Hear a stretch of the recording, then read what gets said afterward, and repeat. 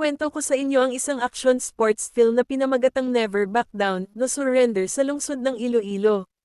Nagsimula ang pelikula sa isang MMA fighter na si Rico Santos, isang napakahusay na mandirigma at nais niyang gamitin ang lahat ng kanyang kakayahan upang manalo sa laban. Halatang nangingibabaw si Rico sa ring dahil sa kanyang superior na fighting skills. Ngunit sa kabila nito, inutusan siyang maghintay ng kanyang couch at tapusin ang laban sa ikalawang round. Iminungkahi ng kanyang coach na kung matatalo niya agad ang kalaban, wala na sigurong ibang manunood ang makakakita ng kanyang galing. Ngunit desidido si Rico na tapusin agad ang laban, kaya hindi niya pinansin ang payo ng kanyang coach at mabilis na natalo ang kalaban.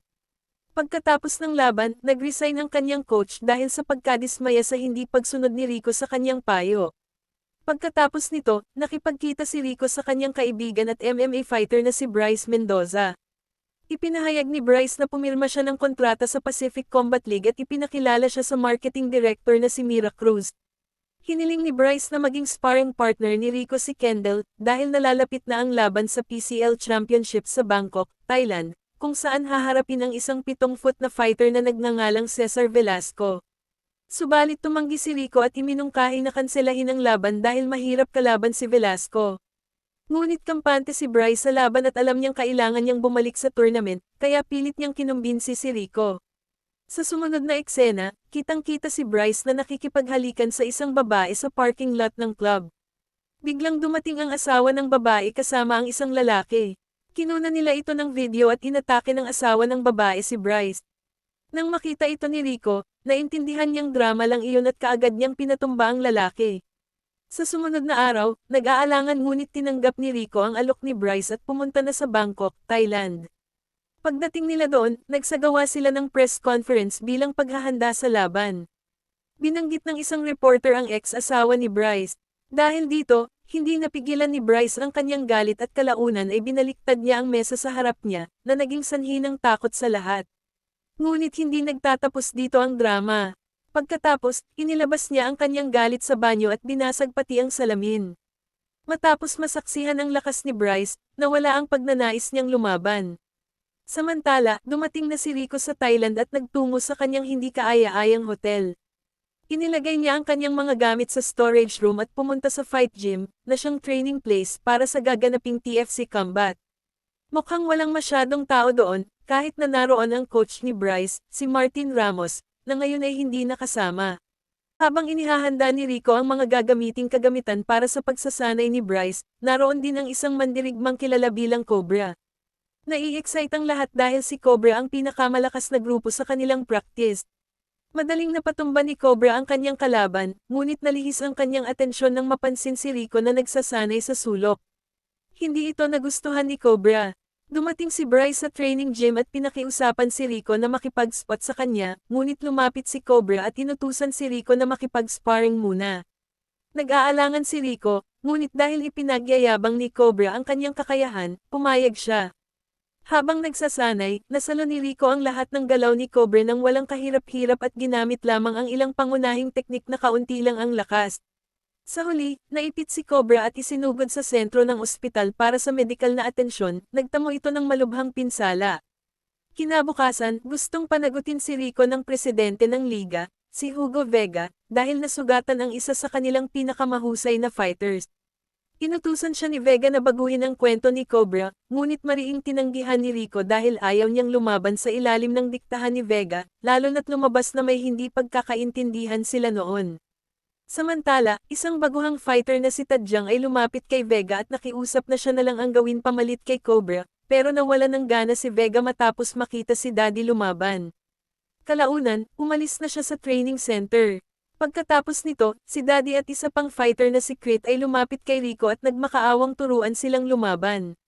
Matapos ang session, plano ni Rico na magbigay ng payo sa dalawang kabataan. Nang gabing iyon, tinuruan ni Rico si Crit ng ilang fundamental na teknik. Kinabukasan, lumapit kay Rico si Mika at inimbitahan siyang makipag-date. Nang tanggapin niya, nalaman ni Rico na single mother si Mika at may anak na babae na si Morgan. Habang magkasama sina Rico at Mika, napansin nila na pinapanood sila ni Majat, kaya nagpasya siyang ipaalam kay Bryce. Narealize ni Bryce na may gusto rin pala si Mika kay Rico, kaya iminungkahi ni Vega na uminom si Bryce ng supplement upang mas maging handa sa laban. Pagkatapos nito, ipinaalam ni Majat kay Bryce ang tungkol sa date ni Mika at Rico, at kung paano ito naputol. Kinabukasan, habang nasa gym, agad na hinamon ni Bryce si Rico sa isang friendly match.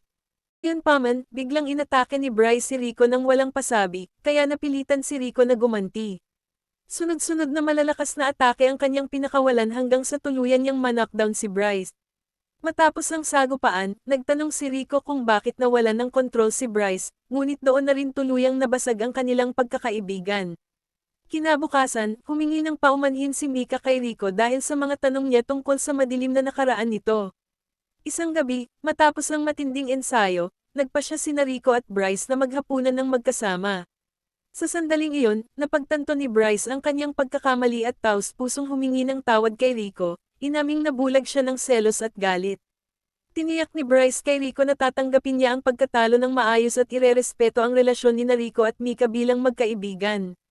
Pagkatapos nito, ipinaalam ni Bryce na magpo-focus muna siya sa matinding workout dahil nalalapit na ang laban niya laban sa mas malaking kalaban at determinado siyang manalo. Ngunit napansin ni Rico na lihim na sinunod ni Bryce ang payo ni Vega, kabilang ang pag-inom ng ipinagbabawal na pampalakas. Samantala, patuloy ang ensayo ni Bryce kasama sina Nax at Mati, habang sa kabilang banda, lalo pang tumibay ang relasyon ni Rico at Mika, na madalas nang mag-date at magkasama. Isang araw, binisita si Rico ng tauhan ni Vega at inalok siya ng kontrata sa PFC Combat, ngunit mariin niya itong tinanggihan, iginiit na hinding-hindi siya magpapasakop kay Vega. Kinabukasan, nang dumating sina Nax at Bryce sa gym, nakita nilang nagkukumpulan ang mga fighter, nanonood ng lumang video kung saan makikitang nahuli si Rico sa isang ilegal na karera ilang taon na ang nakalipas. Mabilis itong kumalat dahilan upang dumagsa ang media na gustong mag-interview kay Rico. Upang makaiwas sa gulo, dinala ni Mika si Rico sa isang lihim na bahay sa labas ng lungsod. Muli niyang iminungkahi na tanggapin na lang ang alok ni Vega, ngunit matatag pa ring tumanggi si Rico. Pagbalik ni Rico sa gym kinabukasan, nagulat siya nang makitang nagpadala si Vega ng isang dayuhang wrestler na si Bors upang tulungan si Bryce. Akala ni Nax at Mati ay magiging delikado ito, ngunit hindi iyon ang tunay na trahedya. Habang nagsasanay, biglang bumigay ang tuhod ni Bryce, dahilan upang siya ay masugatan ng malubha. Kinailangan niyang sumailalim sa therapy sa loob ng ilang linggo, kahit ilang araw na lang ang natitira bago ang laban. Dahil hindi na makakalaban si Bryce, inalok ni Vega si Rico ng napakalaking halaga upang siya ang lumaban kapalit nito. Sa huli, ipinaalam ni Mika kay Rico ang mas masahing katotohanan. Matagal nang hinanggad ni Vega na mangyari ang sinapit ni Bryce. Dahil dito, naghinala si Rico na sinadya ni Vega ang pagkakasugat ni Bryce, gamit ang taong si Bors. Kinabukasan, nakumpirma ni Rico ang kanyang mga hinala nang palihim niyang siyasatin ang locker ni Bors, kung saan natuklasan niya ang mga lihim na mensahe sa pagitan ni Bors at Vega. Sa mensahe, malinaw na inutusan ni Vega si Bors na saktan si Bryce, upang mapilitan si Rico na pumalit sa laban. Agad itong ipinaalam ni Rico kina Bryce at Mika, at doon nila napagtanto na wala na silang atrasan. Gayunman, determinadong lumaban si Rico, hindi lang para harapin si Braga, kundi para pigilan sina Vega sa pagkita ng malaking pera at panagutin siya sa nangyari kay Bryce. Sa mga sumunod na araw, may sensinang nagsanay si Rico, inihahanda ang sarili para sa pinakamapanganib na laban ng kanyang buhay. Samantala, ipinaalam ni Mika sa kanyang mga kasamahan na nagbitiw na siya sa trabaho at tuluyan ng tinalikuran si Vega. Ang paghahanda ni Rico laban kay Braga ay umani ng atensyon ng publiko, kabilang ang isang kilalang martial artist mula Thailand, na hayagang nagpahayag ng suporta kay Rico. Habang nag-uusap sina Rico at Bryce sa locker room, doon nabuo ang plano kung paano tuluyang pababagsakin si Vega at mailantad ang kanyang mga kalokohan. Sa sumunod na eksena, sinadya ni Rico na gumawa ng komosayon laban kay Braga sa labas ng ring. Dahil dito, agad siyang inatake ni Braga, at sumiklab ang isang marahas na labanan sa harap ng maraming manunood at media. Sa una, hirap bumangon si Rico, matapos siyang bagsakan ng sunod-sunod na mabibigat na atake na halos ikamatay niya. Ngunit nang maitulak sa sukdulan, ginamit ni Rico ang Kyokushin, isang matinding estilo ng karate, upang durugan ang tadyang ni Braga. Ipinagpatuloy niya ang mga tradisyonal na teknik, hanggang sa isang malakas na sipa sa ulo ang tuluyang nagpatambo sa dambuhalang kalaban, na nawala ng malay sa gitna ng kaguluhan. Dahil hindi na natuloy ang opisyal na laban, nalugmok sa problemang pinansyal si Vega. Bumawi ang mga manunood at sponsor, at binawi ang kanilang puhunan. Galit na galit si Vega at nagbantang kakasuhan si Rico, ngunit naglabas si Rico ng ebidensya na nagpapatunay sa partisipasyon ni Vega sa pananakit kay Bryce. Nagbanta siyang isusumbong ito sa mga awtoridad na maaaring humantong sa milyon-milyong danyos laban kay Vega. Sa huli, tahimik na umalis sina Rico, Mika, at Bryce sa arena, matapos makamit ang kanilang layunin. Ang ibagsak si Vega at wakasan ang kanyang kapangyarihan.